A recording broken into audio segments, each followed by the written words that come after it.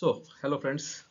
तो आज की हमारी क्लास अगेन एक प्रैक्टिकल क्लास है, जिसके लिए हमें एक स्पेशल रिक्वेस्ट मिली थी हमारे एक प्री स्टूडेंट की तरफ से कि सर थोड़ा सा एग्ज़ाम पर्पस से बताइए।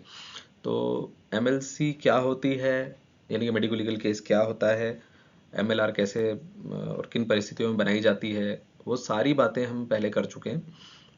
आज हम फोकस करेंगे इस बात पे कि जब आप सेकेंड ईयर में या जो भी आपका भी एनएमसी के हिसाब से चल रहा है, तो फाइनल एग्ज़ाम जब आपका होता है या टर्म एग्ज़ाम होता है, तब आपसे एग्जामिनर यूजुअली एक इंजरी रिपोर्ट या वुंड सर्टिफिकेट बनाने के लिए कहते हैं, है ना। तो वो क्वेश्चन कैसे आता है एग्ज़ाम में, कैसे उसको सॉल्व करना है, आज उसी के ऊपर बात करेंगे फोकस होके। ठीक है। तो फॉर एग्जांपल आप अगर ये सिनेरियो देखें, अच्छा देखो, ये आपके डिपेंड करता है कि आपके एग्जामिनर कैसे अरेंजमेंट कर रहे हैं अपनी एग्ज़ाम में। तो depending upon the situation, depending upon the departments, all over India थोड़ा अलग अलग तरह के पैटर्न हो सकते हैं।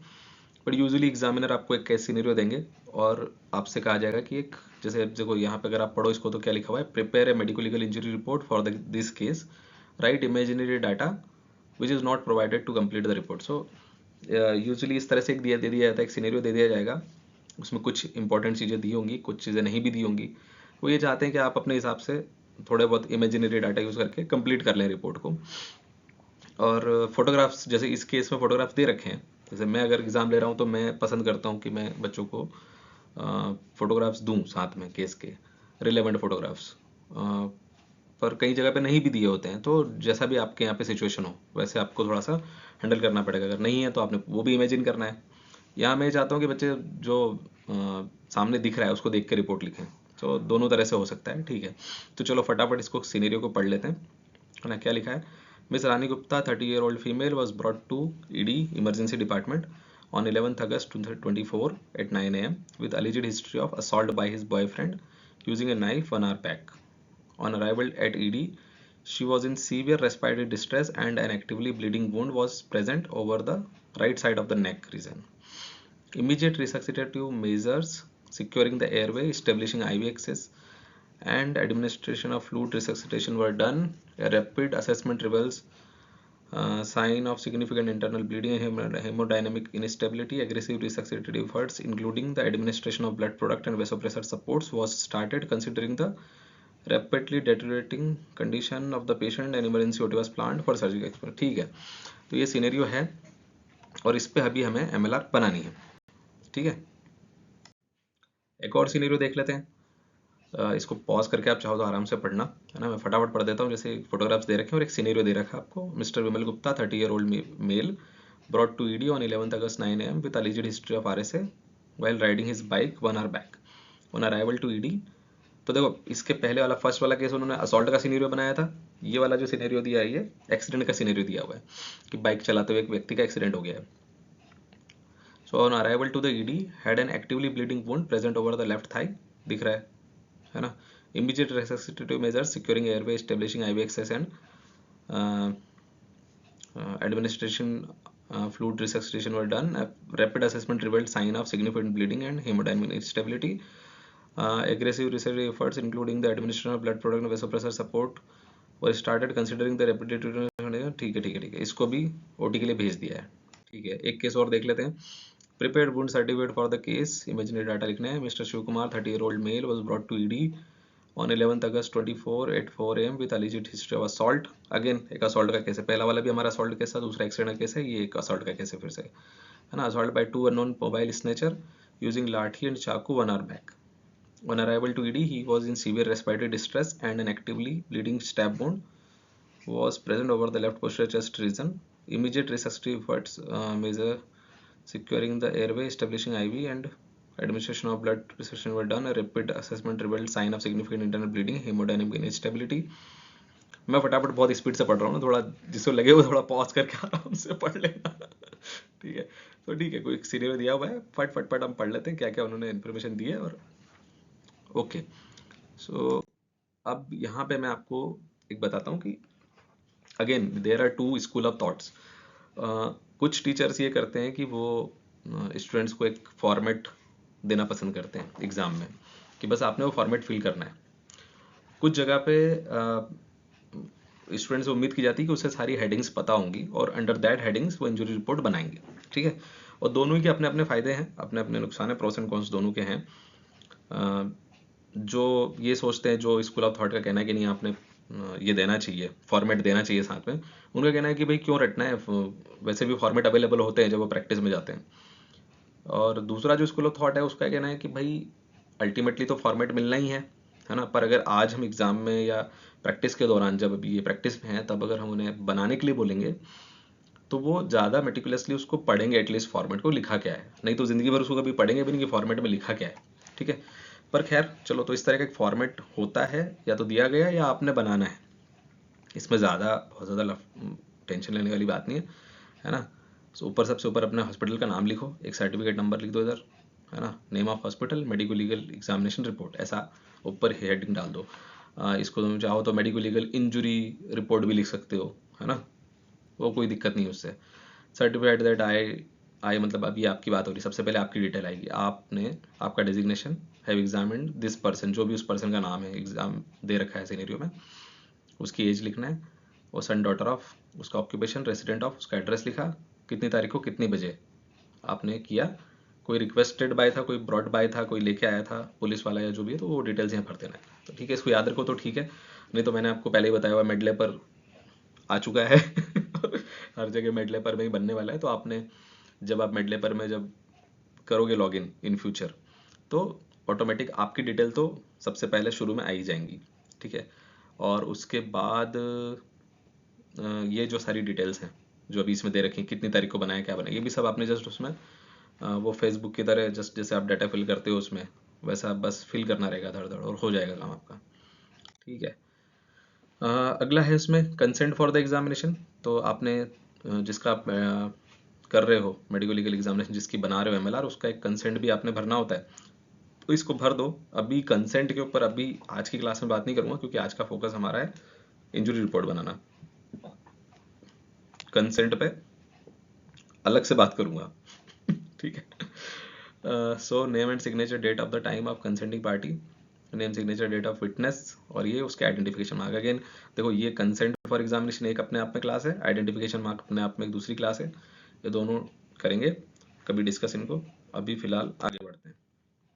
ठीक है, brief history of the case लिखनी है आपने, उसका general examination, pulse, BP, respiratory rate, systemic examination में कुछ लिख रहा है, कोई स्मेल वगैरह प्रेजेंट है तो वो लिखना है। और आ गए हम अपने मेन पार्ट पे, जो हमारा आज का पर्पस है, और एग्जामिनर भी जो आपसे चाहता है। मतलब इवन इन एग्जाम आप सोचो, अगर आपने देखा होगा, आप अलग अलग मेडिकल कॉलेजों में 125 से लेकर 150 250 तक की बैच होती है।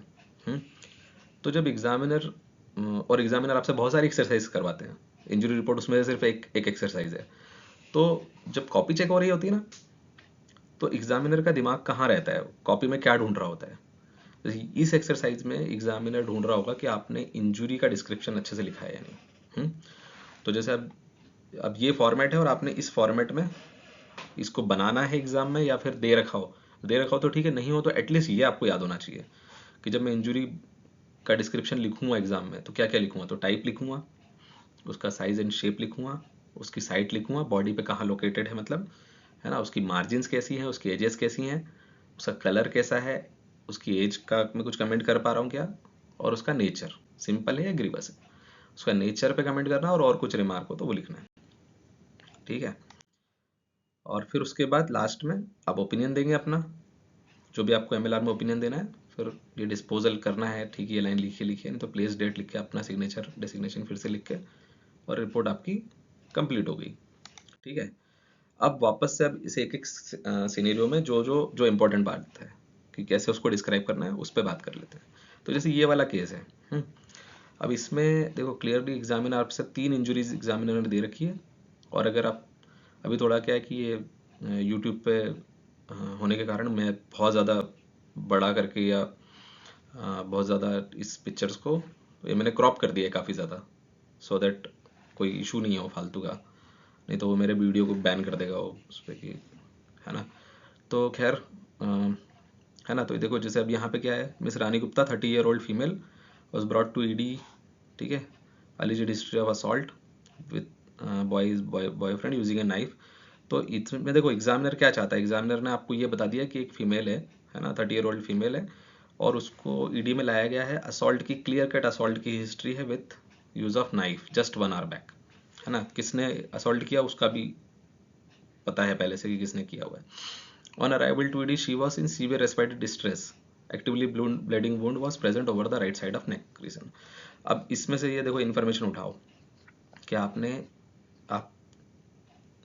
किस, ये जो इस इंजरी की बात हो रही है यहाँ पे ना, शी वॉज रेस्पिरेटरी डिस्ट्रेस में है, एक्टिवली ब्लीडिंग वुंड है, और कहाँ प्रेजेंट है, over the right side of neck reason. तो लोकेशन उसने दे रखी है, टाइप आप समझ गए कि ईट से स्टैब वुंड, चाकू से मारा है। वही एग्जामिनर चाहता है आपसे कि आप क्या लिखो टाइप में, आप लिखो टाइप, टाइप क्या है, स्टैब वुंड है। और इसकी देखो मेजरमेंट भी एग्जामिनर ने दे रखा है साथ में, ताकि आपको एक अंदाज़ा लग जाए। अगर टेप नहीं दे रखा हो एग्जाम में, जैसे मैंने कहा कि कई बार हो सकता है कि पिक्चर ही ना दे रखी हो, पर पिक्चर दे रखी हो, टेप भी दे रखा है, मतलब एग्जामिनर चाहता है कि आप ये मेजरमेंट थोड़ा सा अंदाज़ा लग जाए आपको। तो ये देखो 1 2 3 कुछ 4, वैसे इतना क्लियर कट नहीं लग रहा है पर ठीक है।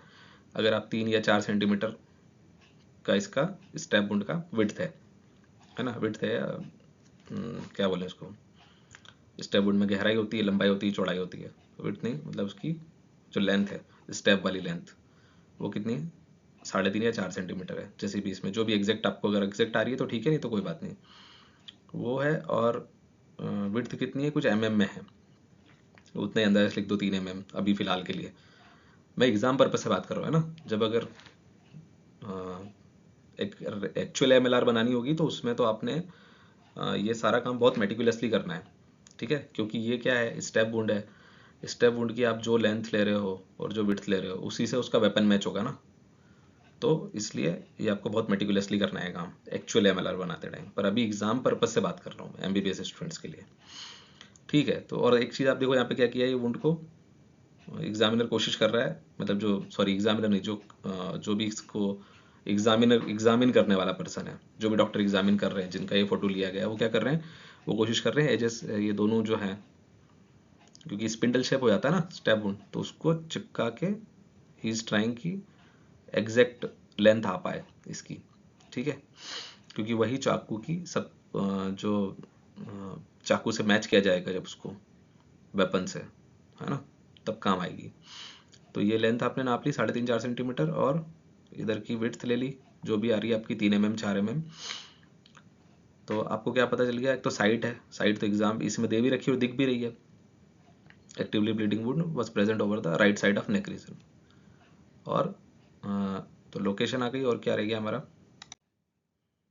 देखो टाइप क्या है, स्टैप वुंड है, साइज शेप आपने लिख लिया, साइज इसमें शेप नहीं रहेगा, इसमें साइज लिख दो बस, कितने बाय कितने सेंटीमीटर का है। फिर साइट आ गई आपकी, साइट आ गई, फिर इसकी मार्जिन्स कैसी है और एज कितनी है, कैसी है, तो मार्जिन्स कैसी हैं, कंट्यूज है क्या, नहीं है तो छोड़ दो उसको। एजेस कैसी हैं, क्लीन कट है, क्लीन कट लिख दो। कलर एब्रेजन के लिए लिखते हैं हम, एज ऑफ इंजुरी यूजुअली हम एब्रेजन में कमेंट करते हैं, है ना। कंट्यूजन और लैसरेशन या स्टैब वुंड में या इनसाइज वुंड में थोड़ा मुश्किल होता है, बट डिपेंड करता है, अगर इनसाइज वुंड भी है उसकी भी एज ली जा सकती है, ऐसा नहीं। बट एब्रेजन के लिए बेसिकली एज जो है, हम एज और कलर जो दोनों जो दो पैरामीटर हैं, ये हम बेसिकली एब्रेजन्स के लिए ज़्यादा वो करते हैं। फिर बोल रहा है सिंपल है या ग्रीवस है, एंड एक रिमार्क देना है, ठीक है। ठीक है, तो ये आप लिख रहे हो, आपने टाइप लिख दिया स्टैब, साइज शेप आप मेजर कर ही लोगे, साइड आपने लिख दिया राइट साइड ऑफ नेक। अगर देखो जितना एनाटॉमिकली स्पेसिफिक लिख सकते हो ठीक है ना, पर इतना ध्यान रखना कि आपकी जो लैंग्वेज है वो जो भी आप लोकेशन लिख रहे हो, तो लैंग्वेज आपकी जो है वो लेमन की लैंग्वेज होनी चाहिए। जैसे आप एंटीरियर पोस्टीरियर की जगह पे फ्रंट और बैक वर्ड यूज़ करेंगे, है ना, इनर आउटर ऐसे वर्ड यूज़ करेंगे रादर देन मीडियल लेटरल, ठीक है। नहीं तो लिख रहे हो एंटेरोलेटरल एस्पेक्ट ऑफ चेस्ट, वो रिपोर्ट जो है किसने पढ़नी है, ये बहुत बार पहले भी बता चुका हूँ मैं। हमारी मेडिको लीगल रिपोर्ट जो है वो कौन पढ़ता है, पुलिस पढ़ती है, जजेस पढ़ते हैं, लॉयर्स पढ़ते हैं, वो सारे नॉन मेडिकल पर्सन हैं। तो इसलिए आप मेडिकल वर्ड्स का मिनिमम यूज़ करेंगे चीज़ों को डिस्क्राइब करते टाइम, ताकि उनके लिए इजी हो सके उसको समझना, है ना। फिर मार्जिन्स और एजेस कैसी हैं इसकी, क्लीन कट है, वो लिख ही सकते हो, इसमें कलर का कोई रोल है नहीं, वो एब्रेजन के लिए था। एज ऑफ इंजुरी कैसा है, फ्रेश, फ्रेश लिख सकते हो ना, इसमें फ्रेश है, एक्टिवली ब्लीडिंग फ्रेश वुंड है, अब दो चीजों पे बात कर लेते हैं, एक साइज शेप पे और एक सिंपल ग्रीवस पे। कहाँ गड़बड़ करते हो वहां बात करता हूँ सीधे। कुछ बच्चे क्या करते हैं कि स्टैब वुंड में डेप्थ लिखेंगे ही नहीं, ठीक है, स्टैब वुंड 3 डायमेंशनल वुंड है तो डेप्थ आपको उसकी लिखनी है। दूसरा, हमारे कुछ ग्रुप ऑफ जो स्टूडेंट्स हैं वो क्या करते हैं कि लिख देते हैं डेप्थ 7 सेंटीमीटर। कैसे पता? बोले sir imaginary data. Imaginary data use कर लिया सर, मैंने इमेजिन किया कि 7 सेंटीमीटर है। तो देखो ऐसा है कि इस चीज को आप नहीं, ऐसे नहीं होता है ये, है ना। अच्छा, कुछ बच्चे ये भी कहते हैं कि नहीं सर वो फोटोग्राफ में तो दिख नहीं रहा था डेप्थ, तो इसलिए हमने डेप्थ लिखी नहीं।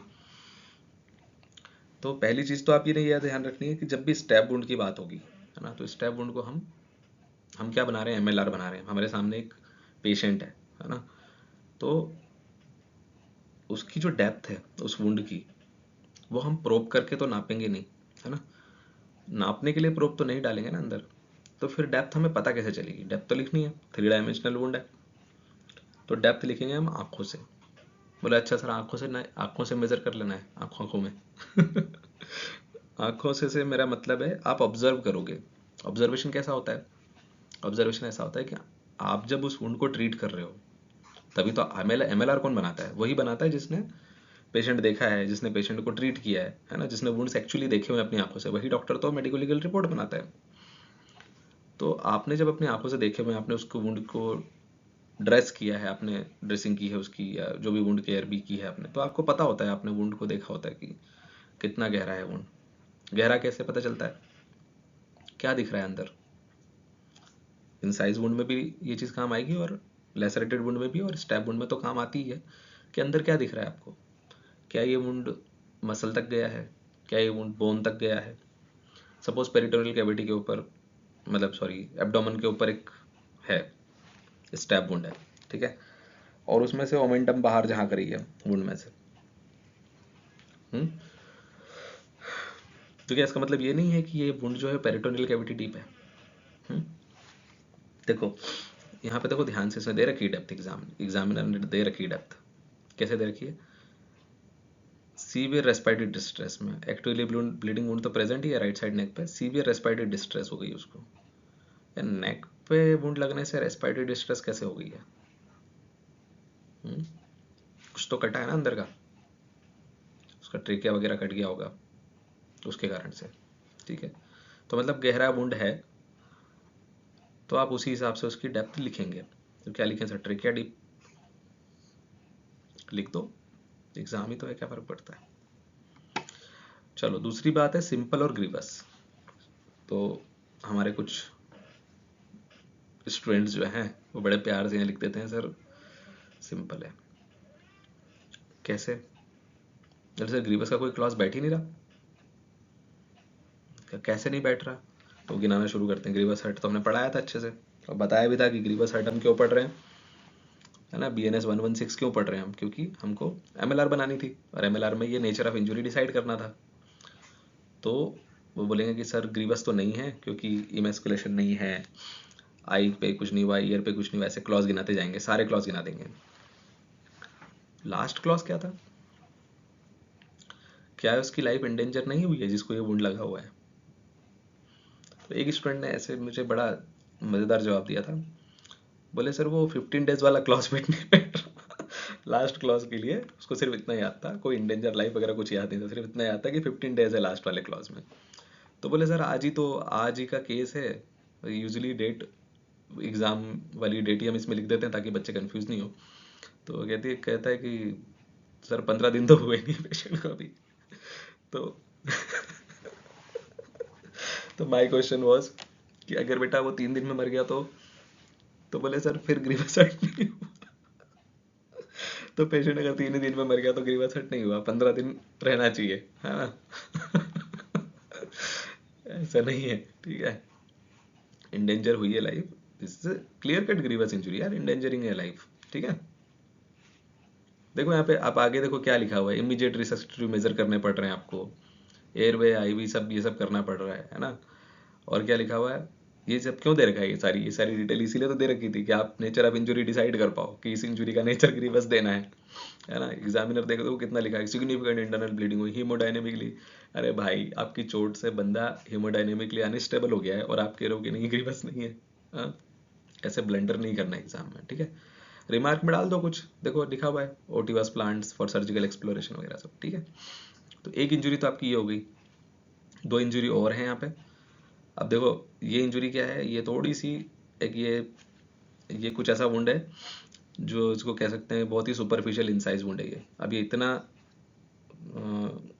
सुपरफिशियल नहीं है कि इसको एब्रेजन कहा जा सके, लेकिन इतना डीप भी नहीं है कि बहुत, तो ये इट्स बेसिकली सुपरफिशियल इनसाइज्ड वुंड, ठीक है। तो इसको तो कर ही सकते हो डिस्क्राइब, कोई दिक्कत नहीं है इसमें। फिर ये बच जाता है आपका उंगली के ऊपर। देखो क्या हुआ था यहाँ पे, चाकू से बॉयफ्रेंड ने हमला किया है उस लड़की के ऊपर, है ना। उंगली पे निशान क्यों आया? ये डिफेंस वुंड है, उसने रोकने की कोशिश की होगी। तो यहाँ पे क्या लिखा है, डिफेंस वुंड लिखा है? नहीं, डिफेंस नहीं लिखना है यहाँ पे, आपको वही लिखना है, वो इंसाइज्ड वुंड ही है उंगली के ऊपर, ठीक है। तो उसको उस हिसाब से डिस्क्राइब कर दो। चलो अगला सिनेरियो देखते हैं। अब इस सिनेरियो में देखो, है ना, क्या हुआ है इसके अंदर। अ, भाई ये आरएसए का केस है, बंदा बाइक से आ रहा था। अब देखो ये कैसे लगा होगा, ये बाइक चलाते हुए कैसे बैठते हो आप, इमेजिन करो आप ऐसे बैठे हो बाइक पे, और अगर किसी ट्रैक्टर ट्रॉले वगैरह से आप पीछे से टकरा गए तो उनका जो पीछे का ट्रॉले का जो पीछे वाला पार्ट होता है उसमें अगर पैर घुस गया तो इस तरह की इंजरी आ सकती है, ठीक है। तो उससे आई है ये इंजरी। बाकी यहाँ पे एब्रेजन है, ये कुछ एक एब्रेडेड कंट्यूजन बोल सकते हैं इसको, या कंट्यूज्ड एब्रेजन बोलें, क्या बोलें इसको, थोड़ा मिक्स सा इंजरी है, पर ठीक है। एग्जामिनर आपसे चाहता है कि आप इसको और इसको ठीक से अच्छा डिस्क्राइब करें, तो कैसे करेंगे? अच्छा इसमें भी एक चीज़ देख लो, अब अगेन कि सीधे चलें सी, 3 इंजुरीज हैं, तीनों को भरते हैं। तो देखो इसको लिखते हैं सबसे पहले, type abrasion, size and shape कैसा है, देखो यहाँ स्केल भी लगा रखा है एग्जामिनर ने। नहीं लगा रखा हो तो इमेजिनरी आप यूज़ कर ही सकते हो, अपने अंदाजे से लिख दो जो लग रहा है आपको, फिर तो कोई दिक्कत ही नहीं है, ठीक है। साइट क्या है, अब ये राइट टेम्पल पे या राइट साइड ऑफ फेस पे, upper part of right side of face पे यहाँ पे प्रेजेंट है, ठीक है, just beside the right I, ठीक है। वैसे करके इसकी साइड डिसाइड हो गई। इसमें मार्जिन और एजेस ऐसा कुछ लिखने की जरूरत है नहीं। कलर क्या है इसका, रेडिश है, एब्रेजन बहुत ही क्लियर दिख रहा है, रेडिश एब्रेजन है। एज ऑफ इंजुरी क्या है, फ्रेश इंजुरी है, इसमें दे भी रखा है 1 आवर बैक ही आया है। अच्छा हाँ, ये चीज़ रह गई है डिस्कस करनी, एज ऑफ इंजुरी में के कॉलम में बच्चे भरते हैं एग्जैक्ट 1 आवर, यहाँ पे 1 आवर क्यों? तो बोले सर ये एग्जाम में दे रखा है, एग्जामिनर ने दे रखा है, वह 1 घंटे पहले हुआ है। नहीं, ये आपका ओपिनियन है, ये आपकी फाइंडिंग है, सॉरी, ये आपकी फाइंडिंग है जिस पे आपने ओपिनियन बनाना है, और ये हिस्ट्री है, अलिजिड हिस्ट्री द है कि पेशेंट का 1 घंटे पहले एक्सीडेंट हुआ है, जो अलिजिड हिस्ट्री है। आप जो एज ऑफ इंजरी लिख रहे हो वो आप इंजरी देख के लिखोगे। सर ये क्या बात हुई, ये बेटा ऐसे बात हुई कि, एक बात बताओ मेरे को, ऐसा नहीं हो सकता इमरजेंसी में कोई झूठ बोल ले पेशेंट आके? हो सकता है ऐसा? नहीं हो सकता कि जी मेरे को तो कोई 3 दिन पहले गिरा और आज आपके पास आके कहे कि मैं अभी गिरा हूँ। अब तुम्हें उसके एब्रेजन कैसे दिख रहे हैं, ब्राउनिश ब्लैक दिख रहा है सर, ये ब्राउनिश दिख रहा है, एब्रेजन ब्राउनिश है, बंदा कह रहा है मैं 2 घंटे पहले गिरा हूँ। हो सकता है ना ऐसा। या फिर ऐसा भी तो हो सकता है कि एक पेशेंट है, उसकी बॉडी पे कुछ ब्लैकिश एब्रेजन्स हैं और कुछ रेडिश एब्रेजन भी हैं। इसका मतलब हो सकता है कि ये जो ब्लैकिश वाले हैं वो पुरानी इंजुरी है उसकी कोई सी, ठीक है, जिसका आज के एक्सीडेंट से कोई लेना देना नहीं है ना। तो इसलिए ये हिस्ट्री है और यहाँ पे आप अपनी फाइंडिंग लिखते हो, आपको क्या दिख रहा है, ठीक है, एज ऑफ इंजुरी जब यहाँ डिसाइड करते हो तो, ठीक है। जैसे अभी पिछले वाले केस में वो बिल्कुल फ्रेश वुंड है, एक्टिवली ब्लीडिंग फ्रेश वुंड है, वो दिख रहा है। तो ऐसा भी तो हो सकता है कि आपके पास जब केस आए तो थोड़ा पुराना हो गया हो, तो फिर उस हिसाब से उसके एज मिलेंगे, जो हमने पढ़ा है सारा, आपको पढ़ाया है वो सब, और नहीं पढ़ाया तो पढ़ाएंगे। एब्रेजन की एज कैसे निकालते हैं, कंट्यूजन की एज कैसे निकालते हैं, इनसाइज वुंड की एज कैसे निकालते हैं, उसको अभी अभी यहाँ डिस्कस करने नहीं बैठूंगा, पर ये थोड़ा सा ध्यान रखना है इसका, ठीक है, कि ये नहीं लिखना है आपने यहाँ पे। क्लियर कट आप लोग क्या करते हो, एक तो यहाँ गलती करते हो, जैसे मैंने कहा इसमें एब्रेजन तो 2 डायमेंशनल है, तो जस्ट आपने 2 डायमेंशनल लिख देना है, ठीक है। गलती कहाँ करते हो, यहाँ पे करते हो।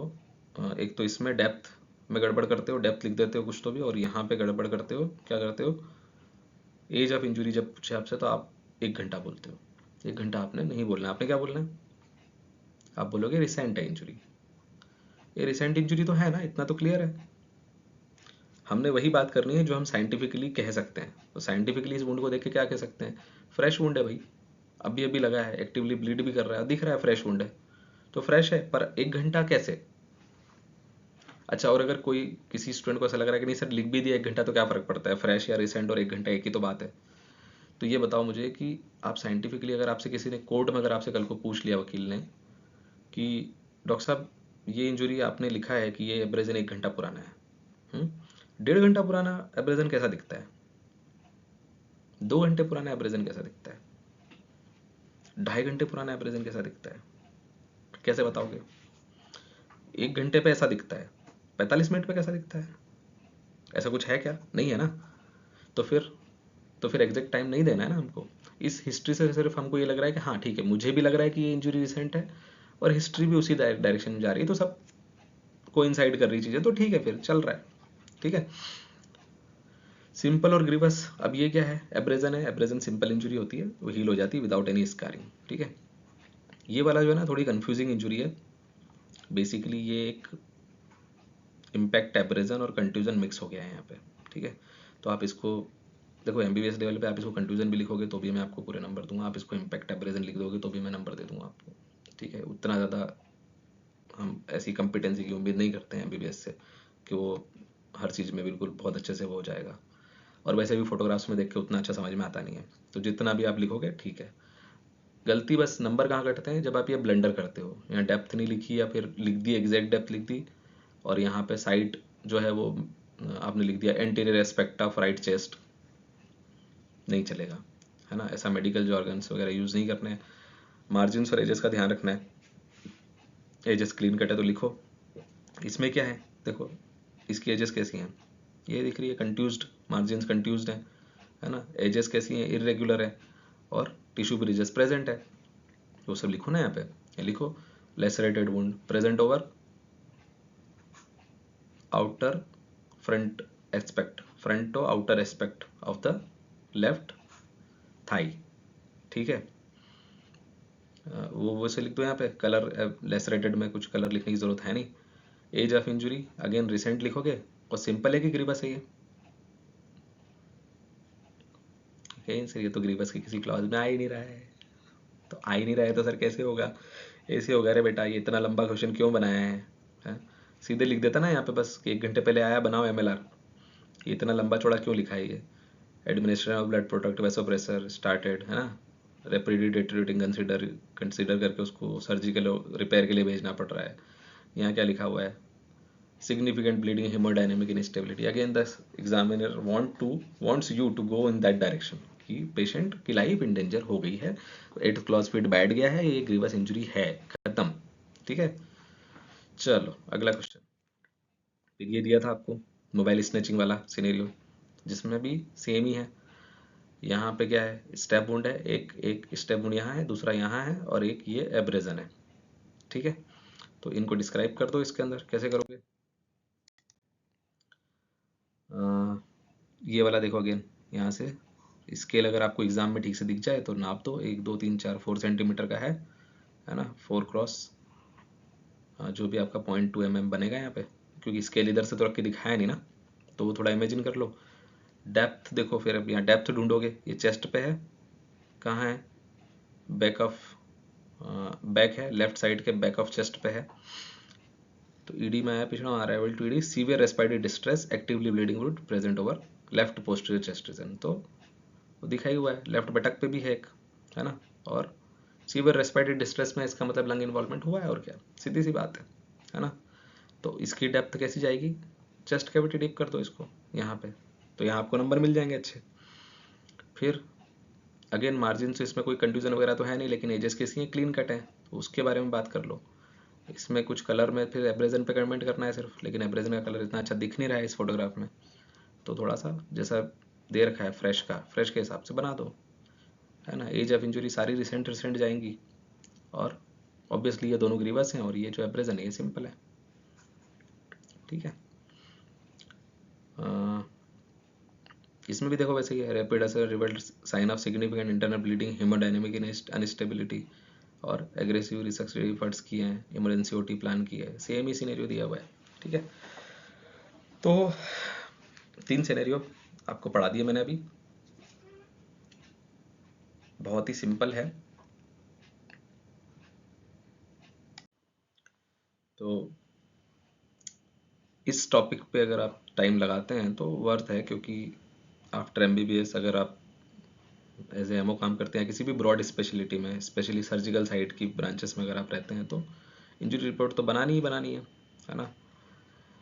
तो इस पे जो टाइम आज आप स्पेंड कर रहे हो वो आपको वर्थ रहेगा, वेस्ट कभी नहीं होगा, ठीक है। अच्छा, एक चीज़ और क्लियर कर देता हूँ कि जैसे अभी आपको मैंने ऐसे पढ़ाया है, और सारे मैक्सिमम मेडिकल कॉलेजेस में एग्ज़ाम में भी ऐसे ही बच्चों को ऐसे ही सिखाते हैं कि ऐसे कॉलम वाइज हम इंजरीज आपसे बनवाते हैं ताकि आप सीखें अच्छे से। पर जब एक्चुअली आप एमएलआर बनाते हैं तो इंजरीज ऐसे नहीं होती है ना, थोड़ा सा वैसे ही बता रहा हूँ बस। तो जैसे वहाँ पे आप उसको वैसे लिखते हो कि blackish brown scabbed abrasion of size 5 × 2 centimeter was present over right side of front of chest ठीक है।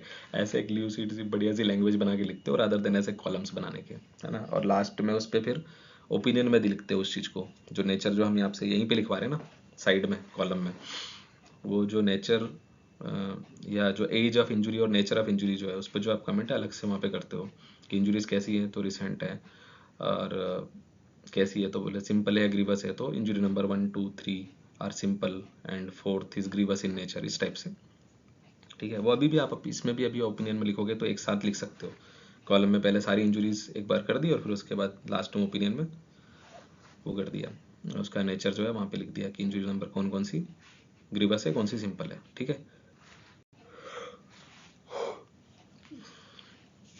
तो चलो मिलते हैं फिर।